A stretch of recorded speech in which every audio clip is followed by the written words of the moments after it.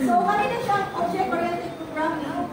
Kay, mura na siya, i-apply na siya sa real life. So, anong object yung itawag? So, kay, everything in the programs is treated as objects. So, for example, ikaw nag-program ka, kasi tawag mo? Objects. So,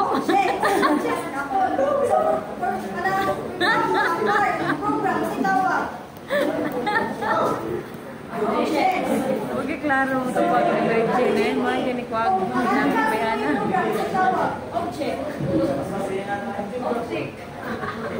So, anong ganun gamit sila? So, para ma-organize. So, for example, organize, hanggang na siya organize. So, for example, kung gamit kami so, mag-gamit kami sa inyo, niya, magtag sila niya, magdali mo, mag-itag ko sa mga servers, yung mga sila. So, magdali mo mga magdali mo mga ba? So, kasi siya, i-organize siya para madali siya, making it easier and reuse. Making it easier to reuse and maintain. So, para siya OOP. So, ano siya aims to implement real-world entities like inheritance, typing, polymorphism, and other programming. So, magulata sa encapsulation. So, from the word encapsulation, Kevin,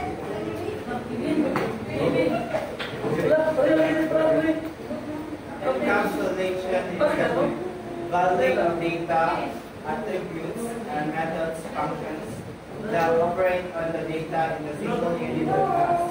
So, yes. So, from the word encapsulation, iisod siya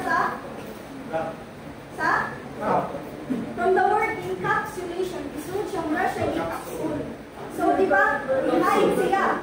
I-hide niya mga information para dili-dali ma-modify or makitaan sa mga users. Dili-dali siya ma-makitaan sa inyong cellphone, di ba? Ang mga processor, mga memory nag-isod, para dili ka ng mga kwan, kasi dali siya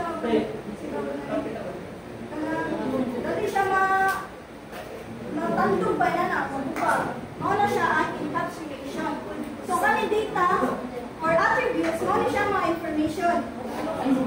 Information na kani methods, functions. So, for example, gano'n ko anang hero. Kung saan may data niya or attributes? Hindi ka. Kung saan data or kung saan information na ng hero. For example, color, yes. Saan pa? Yes, saan pa? Green, saan pa? Punch. So, sa iyang function, sa hero.